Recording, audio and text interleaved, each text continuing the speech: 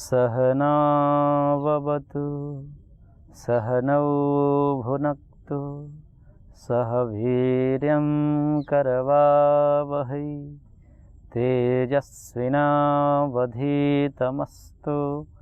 मा विद्विषावहै। ओम शांति शांति शांति। ओम श्री परमात्मने नमः। न्याय दर्शन की कक्षा में आप समस्त तर्क रसिकों का हार्दिक स्वागत है। हम न्याय दर्शन के प्रथम अध्याय के अंतिम प्रकरण का स्वाध्याय कर रहे थे, जिसमें अंतिम दो पदार्थ जाति और निग्रह स्थान का उल्लेख किया गया है। 3 सूत्रों का यह केवल प्रकरण है, छोटा प्रकरण है और सबसे अंतिम प्रकरण है। पदार्थ की दृष्टि से 15वां और 16वां पदार्थ है। इस प्रकरण का नाम पुरुष शक्ति लिंग दोष समान लक्षण प्रकरण है। इसका अर्थ यह है कि यह प्रकरण यह दर्शाता है कि जब हम शास्त्रार्थ की प्रक्रिया में किसी मत को सिद्ध करने में असमर्थ हो जाते हैं या दूसरे के मत को खंडित करने में असमर्थ हो जाते हैं, उस असमर्थता को दिखलाने के लिए यह प्रकरण को आरंभ किया गया है। व्यक्ति या तो कुछ समझ नहीं पाता या समझते हुए भी अपनी अविद्वता को, अपनी पराजय को छिपाने के लिए ऐसा करता है, क्योंकि आगे ऐसे मत उसके सामने आ जाते हैं जिसको खंडित करना बहुत ही कठिन प्रतीत होने लगता है।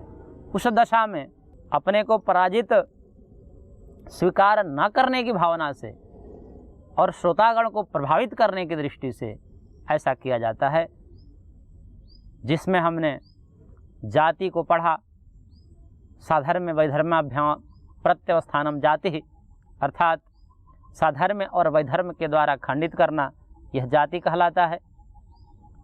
जैसे कोई वक्ता उदाहरण के साथ साधर्म रखते हुए अपने पक्ष को सिद्ध करने के लिए हेतु का प्रयोग कर रहा है, तो वैधर्म के द्वारा प्रतिवादी उसका खंडन कर देता है।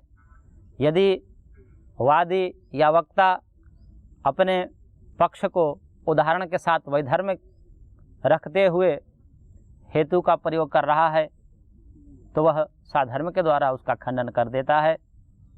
इस प्रकार के खंडन को जाति कहा गया है, जिसका अध्ययन हमने पूर्व की कक्षाओं में किया था।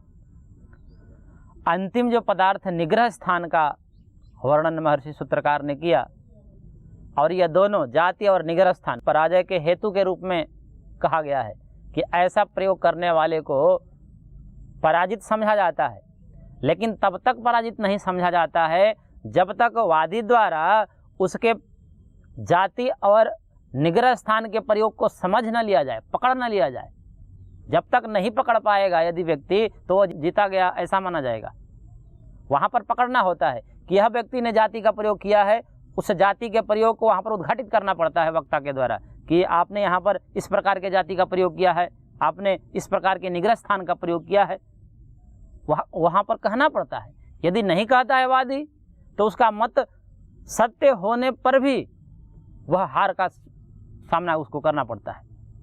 यदि कर देता है उद्घाटित कि आप जो है यहाँ पर गलत कह रहे हो, जाति का प्रयोग कर रहे हो या निग्रह स्थान का प्रयोग कर रहे हो, तब उसकी जो ये दांव पैतरे थे वो सब बंद हो जाते हैं और उसे पराजय स्वीकार कर लिया जाता है।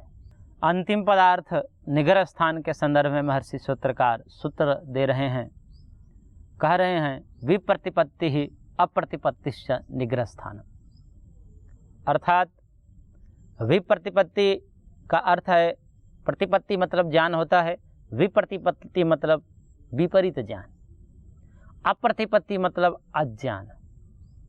विपरीत ज्ञान और अज्ञान को निग्रह स्थान कहा गया है। यदि वक्ता चाहे वह वादी हो या प्रतिवादी हो, कोई भी हो, यदि अपने सिद्धांत के अनुरूप कथन नहीं कर रहा है, हेतु नहीं दे रहा है, ऐसा हेतु दे रहा है कि वह सिद्धांत से विपरीत को सिद्ध कर रहा है, अपने मत को सिद्ध न करके, तो इस प्रकार के ज्ञान को विपरीत ज्ञान कहा जाता है कि उसको यही ज्ञान नहीं है कि हमारा मत क्या है, हमें सिद्ध करना क्या है और सिद्ध करने क्या जा रहा है। अपने उल्टे ही मत को सिद्ध कर रहा है, अपने पक्ष के विपरीत बोल रहा है। इस प्रकार के कथन को यह समझा जाता है कि यह व्यक्ति विपरीत ज्ञान से ग्रसित है, क्योंकि इसको इतना ही ज्ञान नहीं है कि हमको सिद्ध क्या करना है और सिद्ध कर क्या रहा है। और अप्रतिपत्ति, भयवश या किसी भी प्रकार के संकोचवश वहाँ पर सभा में अपने पर जो आक्षेप प्रतिवादी के द्वारा किया गया था उसका समाधान न दे पाना और अपने मत को सिद्ध न कर पाना, यह अज्ञानता का प्रतीक है कि हमको पता ही नहीं है कि हमने मत सिद्ध कैसे करें। कह तो दिया ईश्वर है, परमात्मा होता है, आत्मा है, कर्माशय के अनुसार, पूर्व जन्म के कर्म के अनुसार यह शरीर मिलता है, कह तो दिया, लेकिन वहाँ पर इसको समझा ही नहीं पा रहे हैं, चुप हो जा रहे हैं और ऊपर से वो प्रतिवादी के द्वारा हमारे ऊपर आक्षेप उठाए जा रहे हैं और उसका कोई हम खंडन नहीं कर पा रहे हैं, चुप हो जा रहे हैं। इसको कहा जाता है निग्रह स्थान, अर्थात यह माना जाता है कि यह व्यक्ति इस विषय में अज्ञानी है, इसको ज्ञान नहीं है, इसलिए यह चुप हो जा रहा है। तो यह दो लक्षण बताए हैं निग्रह स्थान के, या तो विपरीत ज्ञान हो या अज्ञान हो। विपरीत ज्ञान भी बहुत देखा जाता है। जैसे एक सज्जन ने हमको एक वीडियो दिखाया, उसमें वह व्यक्ति विरोध कर रहा था किसी आंदोलन में। वह आंदोलन था CAA का, नागरिकता संशोधन विधेयक पर वह विरोध कर रहा था। उस व्यक्ति से मीडिया रिपोर्टर ने पूछा कि भाई साहब आप यहाँ पर क्यों आए हो? तो उस व्यक्ति ने जवाब दिया कि महंगाई इतनी बढ़ गई है, लहसुन इतने रुपए किलो हो गया है, प्याज इतने रुपए किलो हो गया है, गरीब व्यक्ति जिए कैसे, इस को लेकर के हम यहाँ पर आए। जबकि वह जो आंदोलन था इस पर था ही नहीं, वो तो नागरिकता को लेकर के आंदोलन चल रहा था और वह कह रहा था कि भाई महंगाई इतनी बढ़ गई है, लहसुन इतने रुपए किलो हो गया है, प्याज इतने रुपए किलो हो गया, हम कैसे जिए। इस प्रकार के बहुत जोर से चिल्ला रहा था और देखने वाले को लग रहा था कि भाई बड़े आत्मविश्वास के साथ कह रहा है, और कह रहा था सरासर गलत। आया था कि इसलिए और कह क्या रहा है, इसको कहते हैं विपरीत ज्ञान, उसको कुछ ज्ञान है ही नहीं। आया था CAA पर और कह कुछ और रहा है, तो इसको कहते हैं विपरीत ज्ञान। और इसी को महर्षि ने निग्रह स्थान कहा है। यह पराजय का कारण होता है और यह समझा जाता है कि यह व्यक्ति जो है अपनी मूर्खता को दिखा रहा है, या तो अपनी मूर्खता को छिपाने का प्रयास कर रहा है। छिप तो पा नहीं रही है, क्योंकि सज्जन व्यक्ति जो तार्किक व्यक्ति है, विद्वान व्यक्ति है, तो समझ ही जाता है कि यह मूर्खता को छिपाने के लिए ऐसा कर रहा है, अभी तो ऐसा है नहीं। वो अपने मूर्खता को छिपा नहीं पाता और अंततः अपनी मूर्खता को दिखा ही देता है और पकड़ा जाता है। इसी को महर्षि ने निग्रह स्थान कहा है।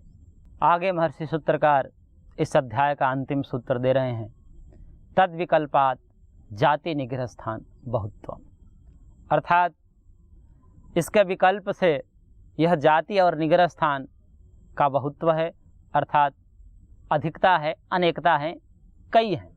कहने का तात्पर्य है महर्षि का कि यह जाति और निग्रह स्थान, हमने यहाँ पर सामान्य रूप से इसकी चर्चा की, इसके कई भेद हैं जो आगे इसकी चर्चा करेंगे। इस एक सूत्र की ही व्याख्या पूरा 5वां अध्याय है, जिसमें महर्षि ने 24 प्रकार की जातियाँ और 22 प्रकार के निग्रह स्थान की चर्चा आगे करेंगे। यथा अवसर उसको 5वें अध्याय में हम उसका अध्ययन करेंगे। इसी एकमात्र सूत्र की वो पूरी व्याख्या है 2 आह्निकों में। तो महर्षि यहाँ पर इस प्रकरण को समाप्त करते हैं और यह दिखलाते हैं कि कैसे व्यक्ति अपने मूर्खता को, अपनी पराजय को छिपाने के लिए जाति और निग्रह स्थान का प्रयोग करता है। और अंततः जो इस न्याय दर्शन का ध्येता हैं वो उसके मूर्खता को उजागर वहाँ पर कर देते हैं और यह साबित कर देते हैं कि आप जो मूर्खता अपनी छिपाने की कोशिश कर रहे थे वो आप छिपा नहीं पा रहे हो, आप इस प्रकार के जाति का प्रयोग कर रहे हो, इस प्रकार के निग्रह स्थान का प्रयोग कर रहे हो। तब वह व्यक्ति वहाँ पर पराजित माना जाता है और यह समझा जाता है कि यह अपने विषय के ज्ञाता नहीं है, इसको या तो विपरीत ज्ञान है, जानता नहीं है, या जानता भी है तो उल्टा जानता है। इस प्रकार से इसको निग्रह स्थान कहा गया है और इसको जानना अत्यंत आवश्यक हो जाता है, क्योंकि क्या होता है कभी कभी कि हमारा मत सही रहता है, फिर भी यदि सामने वाला व्यक्ति अत्यंत तार्किक है तो हमारे उस सत्य सिद्धांत को भी खंडित कर देगा यदि हम उसका उजागर नहीं करेंगे कि आप जो है यहाँ पर गलत बोल रहे हो। जैसे न्यायालय में यही होता है कि एक दोषी होता है, एक निर्दोषी होता है, दो ही पक्ष होते हैं उसमें किसी भी विषय में, या तो दोषी होगा या निर्दोषी होगा। यदि वकील इतना तार्किक हो कि वह असत्य पक्ष को भी सत्य सिद्ध कर सकता है, और ऐसा होता है, यदि सत्य पक्ष का वकील जो है तार्किक ना हो, उसको अनुभव नहीं है, तर्कबल उसके पास नहीं है, और जो असत्य के पक्ष से लड़ने वाला वकील है उसके पास तर्कबल है, तर्कणा शक्ति है उसके पास, तो उस तर्कणा शक्ति के बल पर वह अपने असत्य सिद्धांत को भी सत्य सिद्ध कर देता है। और कभी कभी ऐसा देखा जाता है कि दोषी भी निर्दोषी साबित हो जाते हैं। वो क्यों हो जाते हैं? वो सब जो होते हैं वकील के ऊपर निर्भर करता है। वकील इस प्रकार से वहाँ पर प्रसंग को घुमाते हैं तो सामने वाला जो वकील रहता है वो हक्का बक्का रह जाता है। इस प्रकार से प्रसंग की व्याख्या वहाँ पर की जाती है, और व्याख्या के बाद उस व्याख्या का जवाब सामने वाला नहीं दे पाता और वह पराजित वहाँ पर माना जाता है।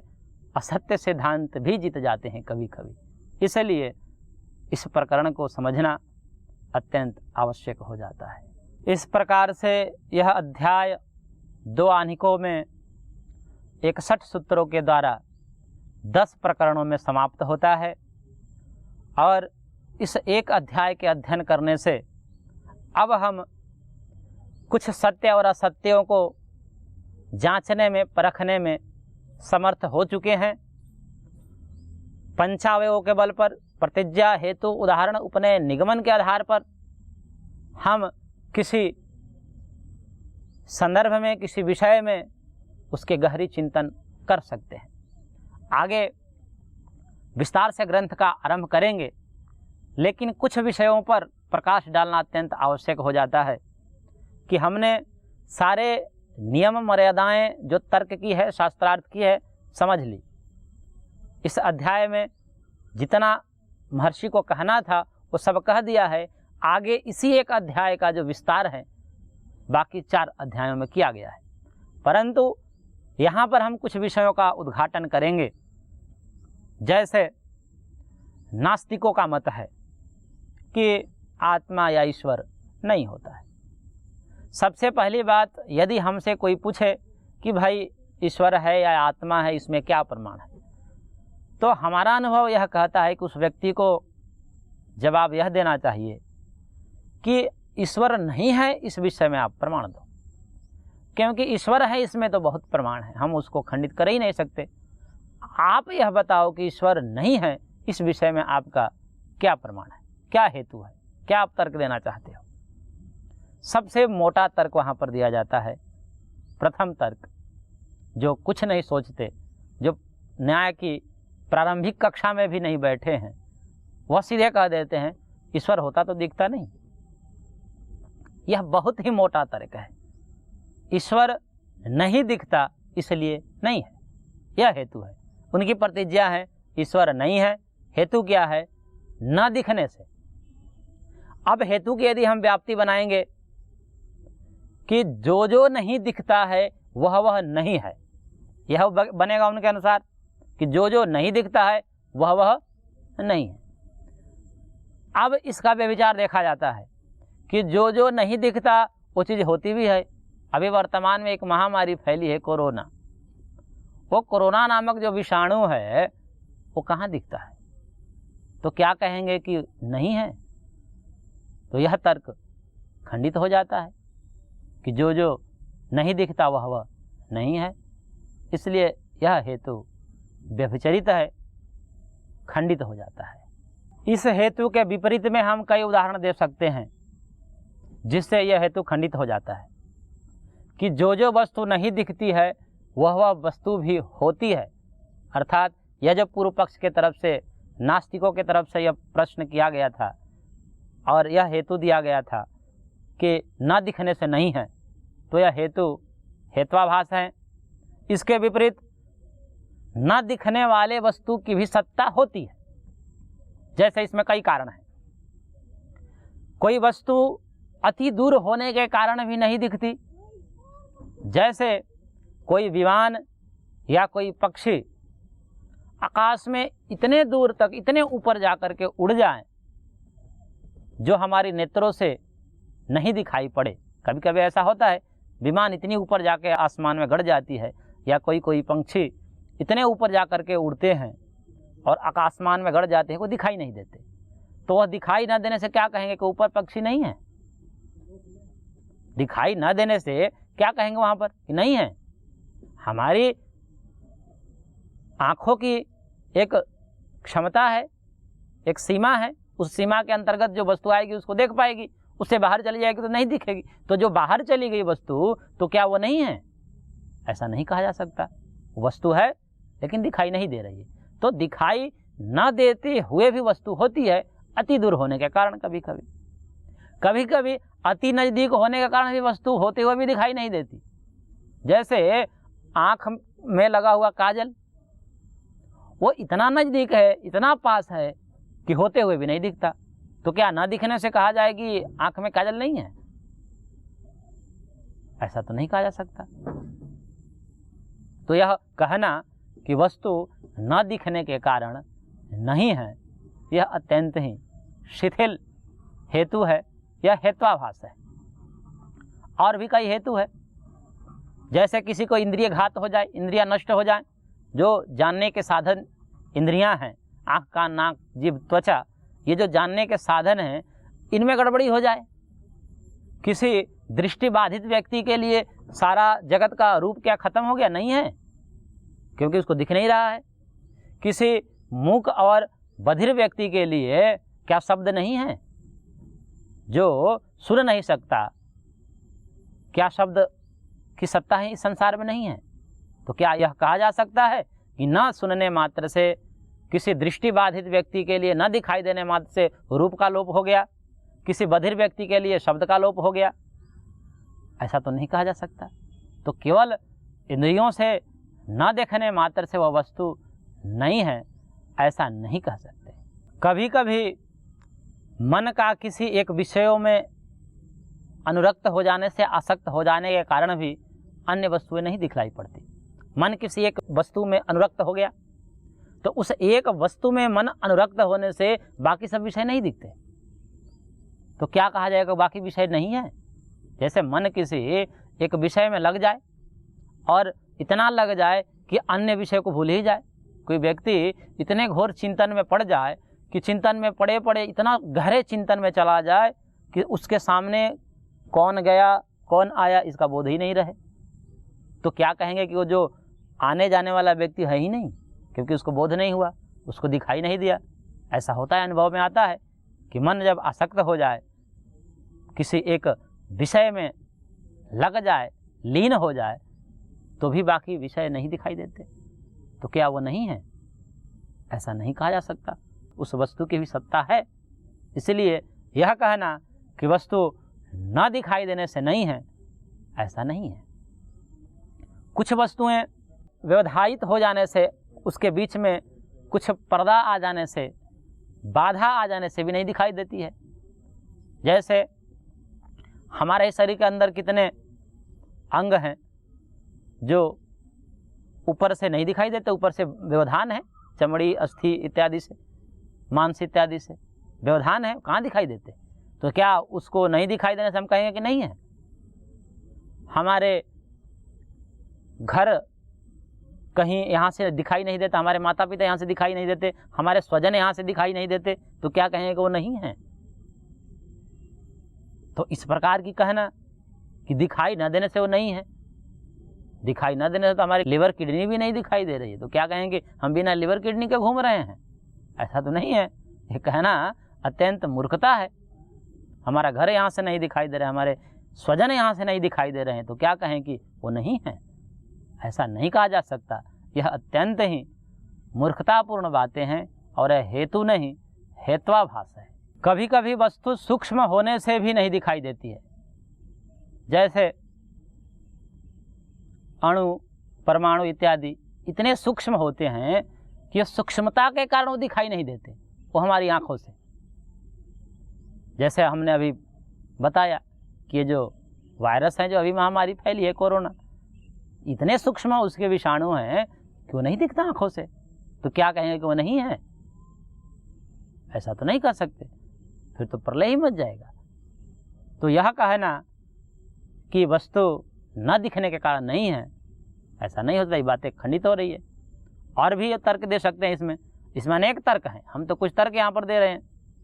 जैसे किसी एक सरसों के ढेरी है, रात से लगी हुई है सामने, और उस सरसों की ढेरी में हम कोई दूसरे एक सरसों को फेंक दे, ऐसे वो जाकर मिल जाए। अब वो दिखती है कहाँ है? वह सरसों जिसको हमने फेंका है वो दिखती है? नहीं दिखती है, पता ही नहीं चलता वो कहाँ है उसमें। तो क्या कहें कि वो नहीं है? ये भी नहीं कहा जा सकता। और अभिभव होने से भी वस्तु होते हुए नहीं दिखती। जैसे सूर्य के प्रकाश में चंद्र तारों का प्रकाश अभिभव हो जाता है, दब जाता है, वो दबने के कारण वो दिखाई नहीं देता है। दिन में कभी कभी सड़कों पर ऐसे ट्यूबलाइट जले रहते हैं, लेकिन उनका प्रकाश दिखता नहीं। क्यों नहीं दिखता? क्योंकि सूर्य के प्रकाश में वो दब जाते हैं। सूर्य का प्रकाश तीव्र होता है, उस तीव्र प्रकाश में अन्य जितने भी छोटे मोटे प्रकाश होते हैं सब दब जाते हैं, इसलिए उन प्रकाश का अलग से अनुभव में नहीं आते कि अलग से ये जल रहे हैं। तो क्या कह सकते हैं उनका प्रकाश नहीं है? दिन में भी तारे टिमटिमाते हैं, दिन में भी उसका प्रकाश है, लेकिन सूर्य के प्रकाश में अभिभूत हो गया, तारों का प्रकाश सूर्य के प्रकाश में अभिभूत हो गया, तो क्या कहेंगे कि उनका अपना प्रकाश नहीं है, वो प्रकाशित नहीं हो रहे हैं? तो यह कहना कि वस्तु दिखाई न देने से नहीं है, यह अत्यंत ही शिथिल वाक्य है, मोटा वाक्य है, और यह हेत्वाभास है। इसलिए इस हेतु को लेकर के यह नहीं कहा जा सकता कि ईश्वर नहीं है या आत्मा नहीं है, क्योंकि यह हेतु खंडित हो जाता है। हमने इसको खंडन तर्क बल पे कर दिया। इस प्रकार से आज हमने कुछ नास्तिक मत का विवेचन किया। आगे की कक्षा में भी हम नास्तिक के मत को देखेंगे। आज की कक्षा को यहीं विराम देते हैं, शेष अगले अंक में। ओम पूर्णमदः पूर्णमिदं पूर्णात् पूर्णमुदच्यते पूर्णस्य पूर्णमादाय पूर्णमेवावशिष्यते। ओम शांति शांति शांति।